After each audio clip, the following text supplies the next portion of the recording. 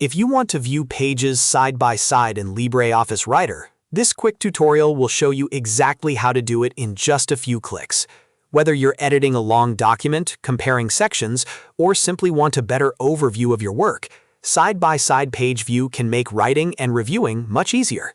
If this video helps, please hit the like button and subscribe for more simple software tutorials. Let's jump in. First, open LibreOffice on your computer. If you're starting from scratch, on the left side under Create, click Writer Document. Or if you already have a file, just open your existing document in LibreOffice Writer.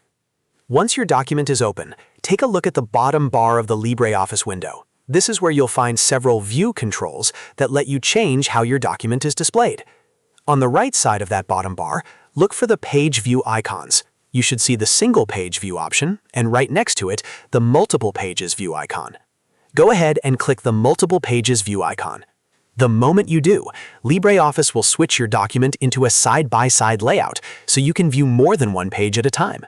This is especially useful when you're checking formatting, comparing content across pages, or reviewing the flow of a longer document.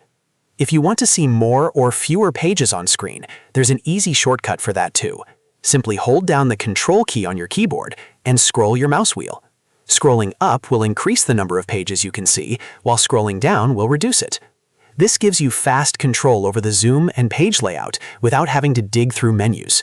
So, in summary, just open LibreOffice Writer, find the page view controls on the bottom right, click Multiple Pages View, and then use Ctrl plus Scroll to adjust the number of pages on screen.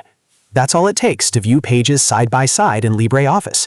It's a small change, but it can make a big difference in productivity, especially when working with reports, essays, manuals, or any document with multiple pages. If this tutorial helped you out, don't forget to like the video, subscribe to the channel, and turn on notifications so you never miss the next quick software tip. Thanks for watching, and I'll see you in the next one.